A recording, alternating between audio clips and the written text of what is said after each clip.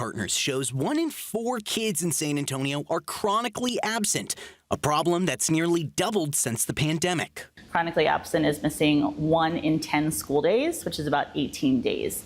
When you think about school being something like 8 or 9 months of the year, you're talking about 2 or 3 days a month. That's pretty serious. Studies show us that students who are chronically absent are more likely to drop out before graduating high school. It's not just affecting education, it's affecting funding. Every day a student isn't in school, the district loses money. That's roughly $60 per student per day, according to the nonprofit. And when you think about big districts like Northside, Northeast, and San Antonio ISD, that can add up fast. So if you have chronic absenteeism of just 10% of your students, it could be about $100,000 in funding for the year. CEP says the schools that focus on community, building relationships, and working with nonprofits like United Way to solve medical and transportation barriers are already helping the problem. When a student feels like a school is a safe place for them, a joyful place for them, it's somewhere they want to be every day. If you want to see how your specific child's school is doing, you can read the report online and use this interactive website to check out results for yourself. I'm Devin Karp, KSAT 12 News. And we had a gorgeous night of seeing the northern lights last night, and there's also another chance tonight. But what we're watching, other than just that northern lights, is also that possibility of fog, specifically tomorrow morning. So if you hope to wake up early before the sunrise to see the lights, you might have that fog being in the way. I'll break down what you need to know about the northern lights and tracking that fog tomorrow and throughout the week, coming up after the break.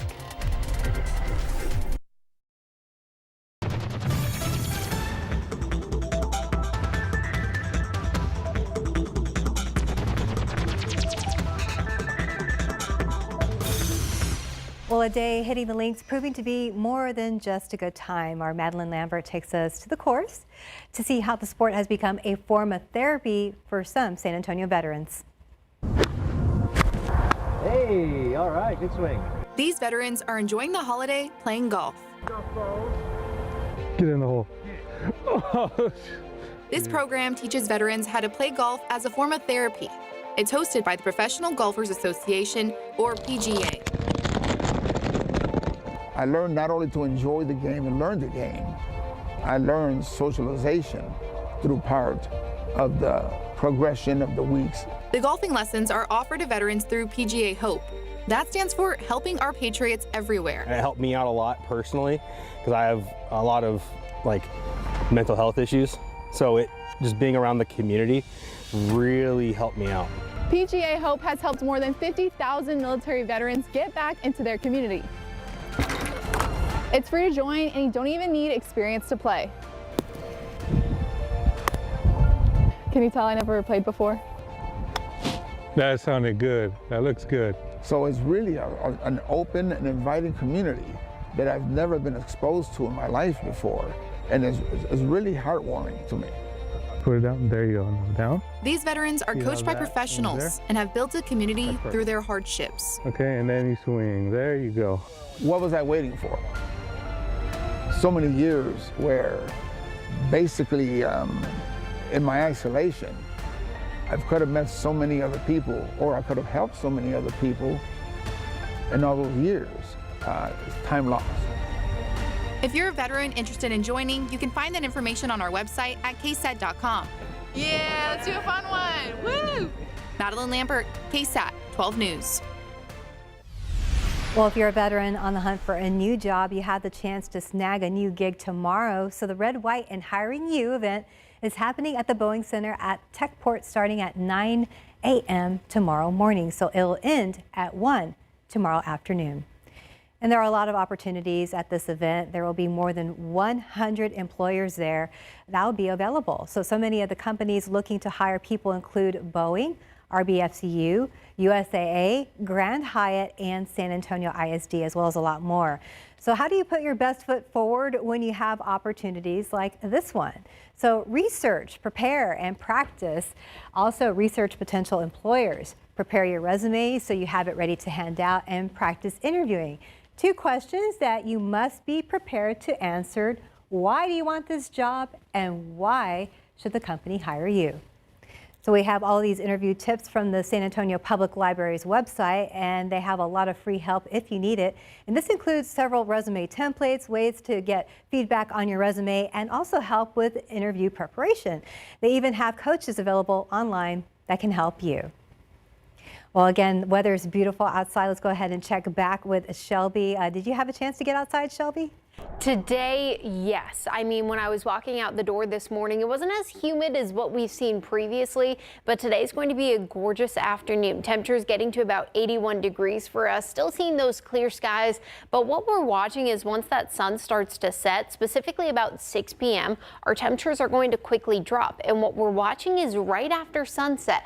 That's when you're going to want to go outside to see that northern lights chance, because once we get to about midnight to even right before tomorrow morning and right before sunrise, that's when we're running into that chance of some fog. Now, what we're watching is the last few days, we've seen a geomagnetic storm. We now have a G4 storm watch, meaning we're seeing another blast of activity and basically another little burp from the sun move closer to the atmosphere, and then it gets looped into the magnitude around the Earth, and that's going to give us that chance to see the northern lights, especially tonight. But what we're watching is most of the northern lights are visible in the northern altitudes all year long, especially if it's a little bit of a weaker storm. We're talking maybe G2, G3. That's when you can see them up along the international border near Minnesota, even getting maybe to Nebraska. But when we see these stronger storms like the G4, even a G5, and that's what we saw just last year, that's when you're seeing that red line. That's where you have the possibility of seeing the northern lights. And last night in San Antonio, we were able to see the northern lights, but most of it was through the cameras, and you had to be a little on the higher altitudes. That's why there is still that possibility of those northern lights in the aurora borealis tonight. But the key thing is we're needing that possibility to be on your camera phone. Now, some folks in San Antonio, myself included, saw the northern lights, especially if you were on the higher altitudes, but you also need to get away from all the city lights. Light pollution is a big factor on if you do or if you aren't able to see the northern lights, and look north along the horizon. Some folks might think it looks like a little baby cloud just along the horizon, maybe just on top of some of the trees. It might even seem like a little red tint or little red pillar, but if you want to be able to see it on your phone, put your phone on night mode, your camera lens, or even just do a longer exposure so you're able to see the possibility of just the lights, and it will take a while for your eyes to even get adjusted. And the most key point I want to point out is be patient. It can take all night long. In a night, it might be out 1 minute and it might not be out the next. So that's the key point, is be patient. It can take a while, but we still had an amazing light show last night, even from Stone Oak. Some people in Floresville saw it, but what we're watching is it might be better to go out to see the lights right after sunset, because what we're watching tonight is some fog being possible as you're waking up tomorrow morning. So here's a look at that futurecast. As you're waking up, I started it at about 11 p.m. tonight. And as we go throughout the next few hours, that fog is going to really start to become a little dense at times. Now, it is still going to start for portions of the hill country, but it is expected to make its way closer to San Antonio, really being that 8 a.m. to even about 9 or 10 a.m. time frame. So keep in mind as you're going out the door tomorrow morning, it might be feeling a little muggy, as well as having that possibility of some fog. Temperatures staying in the 80s, but we have some rain chances next week. I'll talk about that later on, coming up in the next half hour stuff. Thank you, Shelby. Well, infant formula under a recall. It's linked to a botulism outbreak. What you need to know. Well, now to the botulism outbreak linked to infant formula. ABC's Rhiannon Ali reports that the recall has expanded as 2 more babies have been hospitalized. The infant formula recall now expanding. Nationwide, at least 15 infants have been hospitalized across 12 states in the outbreak. Parents reporting all of them ingested By Heart Whole Nutrition infant formula. You just feel helpless. 4-month-old Piper was hospitalized with infant botulism on Saturday after her family first noticed she wasn't eating or sleeping well. We seen the recall and, I just, in my gut, I was like, yeah, we need to take her. Her gag reflex was not intact. It's like, it becomes paralyzed. Botulism is a rare but serious illness caused by a toxin that can damage the body's nerves. Early symptoms in infants often include constipation, poor feeding, a weak cry, and a loss of head control. It can take a few days to weeks in order to start to become symptomatic. And so we may see more cases, even though today families are going to stop using that product. ByHeart now widening its recall, as well as testing every batch of formula through a third party. We worked with a third-party accredited laboratory to conduct testing on our product. We've also openly invited FDA and CDC into our facilities to do a comprehensive inspection as well as test ByHeart's product. Hannah says early detection in Piper's case was key. She's going to make a full recovery. They said we just got very lucky to catch it as early as we did, and that she's done as well as she has, and that she got the medication as soon as she did. Rhiannon Alley, ABC News, New York. Well, whooping cough cases are on the rise. How you can protect yourself. Well, Texas is seeing a big jump in whooping cough cases, more than 3,500 so far this year, and we are still not done with the busy season. So take a look at the chart on your screen. Texas is the yellow line there, and the black line depicts national cases. So you see that big jump there at the end? That shows that Texas far exceeds the national trend this year. Well, state health leaders say that is the highest number in more than a decade, and multiple factors are contributing to that increase, but a big reason experts point to is a drop in vaccination rates. And doctors say the best way to stop the spread is to get protected. And remember, immunity from the whooping cough vaccine fades over time, so if you are not getting those booster shots, you can catch it and spread it. Whooping cough is especially dangerous for children, and while it tends to surge every few years, this year's spike is much worse than usual. Well, treatment for rabies is very painful and expensive, but if left untreated, it can be deadly. Right now, a county official is urging people to protect their families. There have been close to 20 confirmed cases of rabies here in Bexar County. Most of those cases have been from bats, but 3 rabid foxes have been found on the city's north side. Our Pashada Pope shares what pet owners are being asked to do to prevent rabies from spreading. 19 confirmed cases of rabies in Bexar County. Of those, 13 were in bats. It's very common for rabies to occur in bats. We have dozens of those every year, and bats don't typically come into contact with humans. But the animals in the other cases, skunks, a raccoon, and foxes do. Because those animals are more likely to come into contact with a pet who might be unvaccinated or who might be aggressive and perhaps come in contact and create an exposure in a human. And that's when things could get dangerous. Rabies is a virus that attacks the nervous system and is spread by infected animals when they bite or when their saliva comes in contact with a wound or scratch on the skin of pets and humans. Last week, the Bexar County Public Health Department confirmed another fox with rabies was captured on Invitation Oak in the TPC Parkway and Boulevardy Road area. The fox was acting aggressive towards this woman, but did not come in contact with her. She recognized it as not typical behavior. The fox wasn't trying to run away from her. The fox was approaching her during daylight hours, which is not typical. Dr. Andrea Guerrero is the director of the Bexar County Public Health Department and says the latest case makes 3 rabid cases within a 10-mile radius. That's why we are, notifying the public to make sure you get your pets vaccinated and make sure that you let us know if you see an animal acting this way. I think in this 10-mile radius, you should be on the lookout. She says when the temperatures begin to drop, wildlife can become more active. It's not so hot outside, and so they might roam around a little bit more. But county officials want residents who live in rural areas or close to green spaces to be extra vigilant when they let their pets out or if their pets stay outside. Watch your pets if you let them outside. Just kind of don't let them roam because they might get into a fight with an infected animal, and that could be an exposure as well. So just keep an eye on them, get them vaccinated. For everyone's safety is the best way to prevent. Pashada Pope, KSAT 12 News. Well, if you or your pet come into contact with an animal that you think may have rabies, the CDC says wash any wounds with soap and water, call your doctor, and also contact your local animal control. The Bexar County phone number there is on your screen. That's 210-335-9000.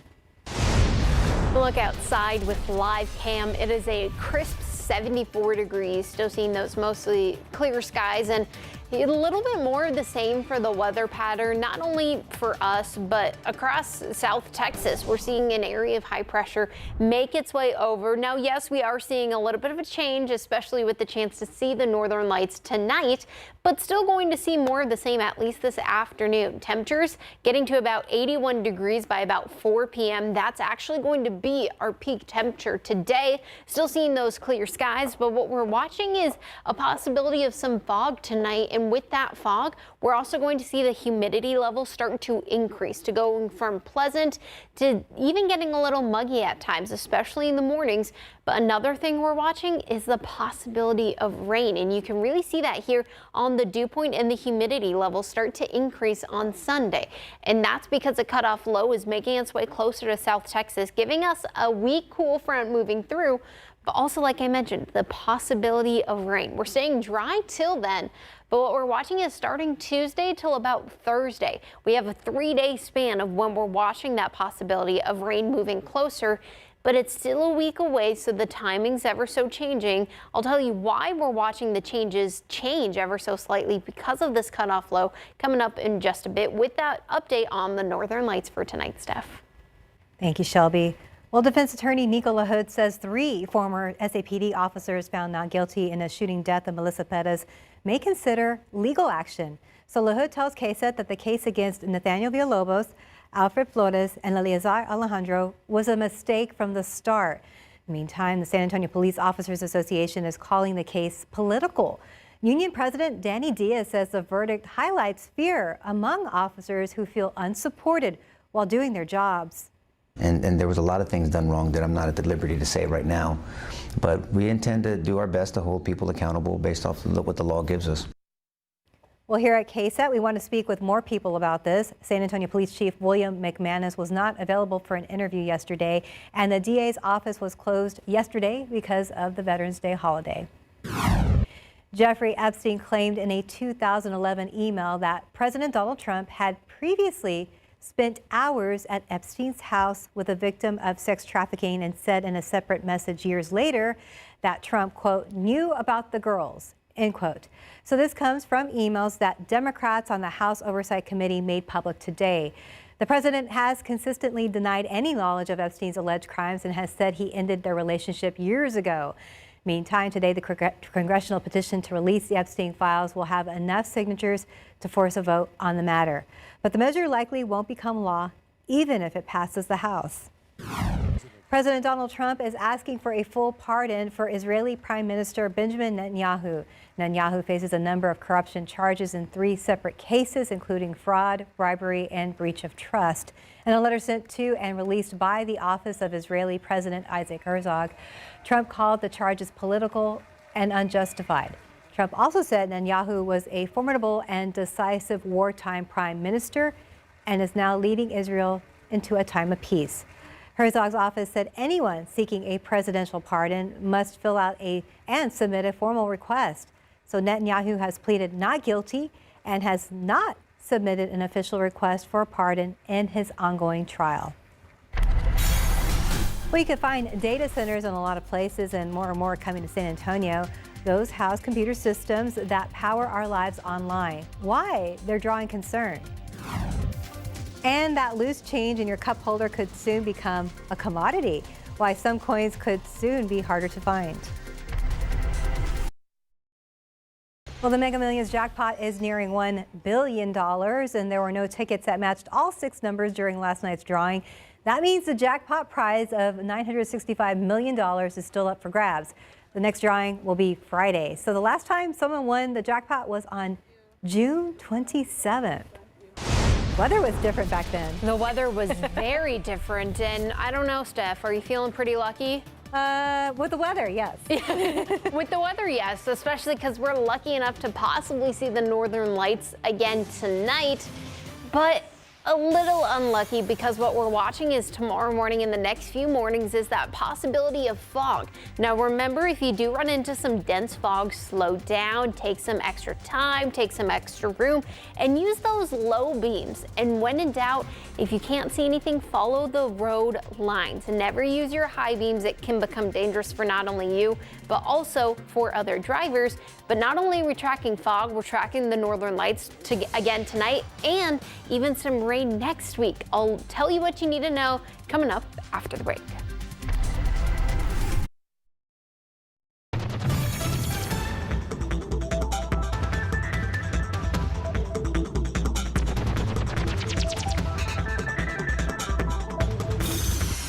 Well, data centers are popping up in San Antonio and around Texas, but the centers which house computer systems that power our lives online have drawn some concern.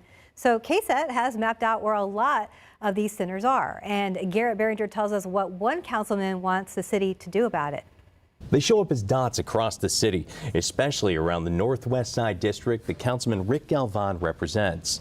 Using data provided by Galvan's office, we've mapped out dozens of locations where Galvan says are data centers that are either here or on their way. The map includes everything from a discrete spot in a Northside strip mall to large data centers on the Northwest Side, near where Steve Jenkins lives. So do you have any objections to more data centers popping up? If they're making noise like the Hoover over here, yes. That happens a couple times a year, he says, but mostly he doesn't really notice them. But he has noticed more data centers coming in. We have concerns, but we don't have the information about how they're using these resources and whether or not we're going to have any kind of priority when it comes time for trouble. The Houston Advanced Research Center and University of Houston Energy produced a policy brief on data centers, which can draw a lot of power and water. So water is a very precious resource, and folks are concerned that data centers are going to use up a lot of that. A draft of a white paper by another researcher at HARC estimates Texas data centers could use 25 billion gallons of water this year. The San Antonio Water System says they are having more conversations with centers looking to come here. And some of those are requiring a lot more water than we've seen in the past. But SAWS also says large centers are often using recycled water instead of the drinkable stuff. So they're using far less than even 1% of our potable water use, and probably 3 to 5% of the recycled water use. The existing data centers are not a huge drain on the SAWS system. But in the future, is that a risk?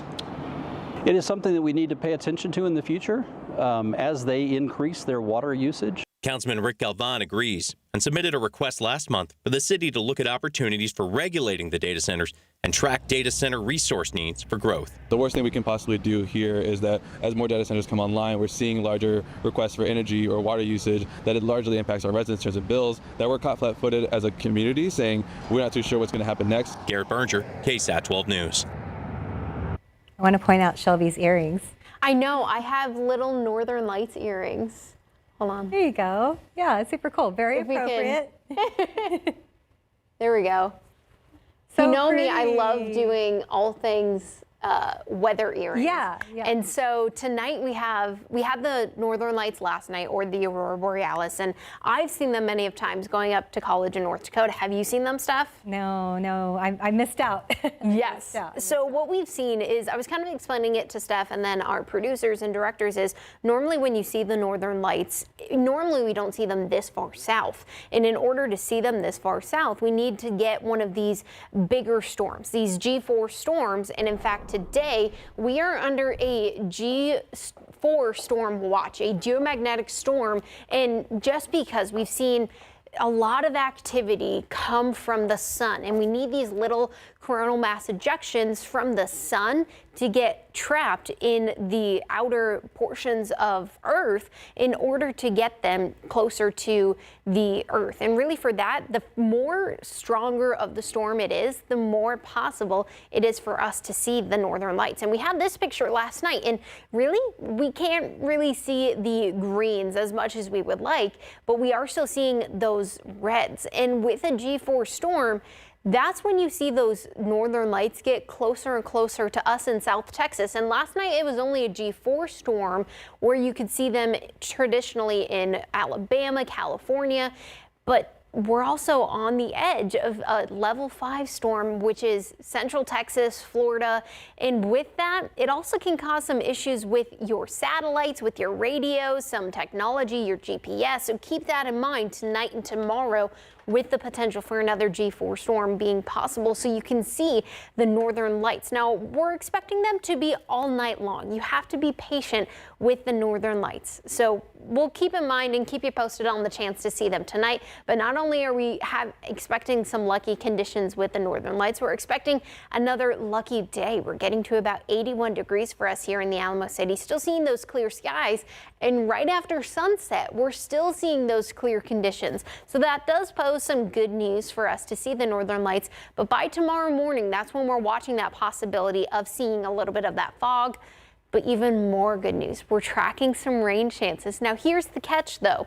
The rain chances are expected to be next week. So we're going maybe a week to even 10 days out. So the rainfall totals aren't necessarily going to keep up with it. But here's what I can show you is what we're watching is just throughout the next 6 to 7 days and 168 hours out from exactly today. We're watching the possibility of just maybe a quarter of an inch, or even as you go up towards Midland, maybe half an inch.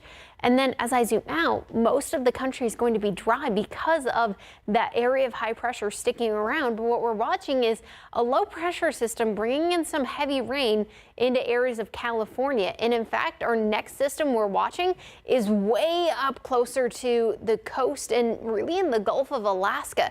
Another low pressure system is making its way closer to the Alamo City. And even by tomorrow night, it's already closer to Northern California. And that's going to bring in some of that Pacific moisture as well. So it's going to bring some heavy rainfall and even a possibility of some snow in the higher altitudes of the Rockies. But as it gets closer to San Antonio, it's going to cut off. And this is what we've been watching, and it's been progressing the timeline later and later. So you'll want to check back with us. The forecast is ever so changing. But as that low pressure system cuts off and continues to go through the central portion of the country, it has a weak cold front moving through portions of Texas.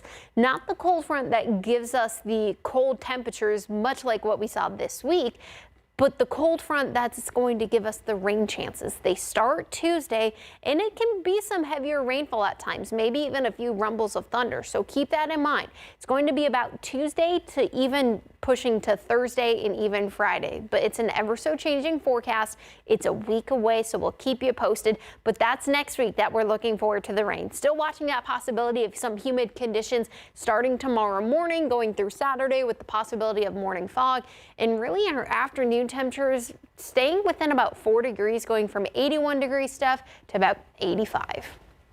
80's not too bad though. Thank you, Shelby.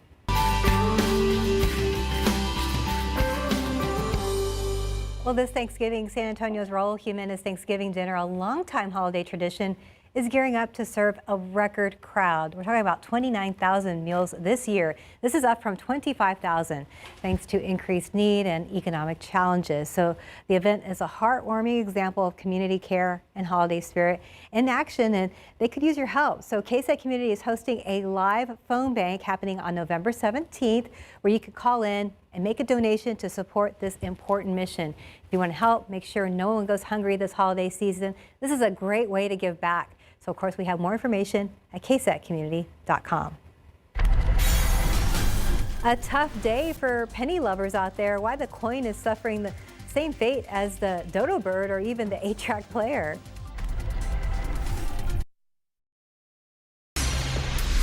Well, after 238 years, the U.S. is minting its last 1-cent coin. Earlier this year, President Donald Trump announced that he ordered the nation to stop making the penny, saying that each one costs nearly 4 cents to create. So other coins, including the nickel, the dime, and quarter, will remain in circulation. Although the penny already seems obsolete to some consumers, its removal is causing problems for some merchants who will now have to round prices either up or down. And dropping the penny will create a greater need for nickels, which are a more expensive coin to mint. Pope Leo is revealing his all-time favorite films. Now, the Vatican shared 4 of the Pope's choices ahead of his upcoming meeting with the prominent figures in the film industry. So the oldest film on the list is It's a Wonderful Life, which actually came out in 1946. Next is the 1965 classic The Sound of Music. Leo also chose the 1980 movie Ordinary People, directed by Robert Redford, and the list comes as the Pope prepares to welcome a number of Hollywood stars and executives this Saturday. The Vatican says the Pope wants to deepen the dialogue with movie makers about promoting human values.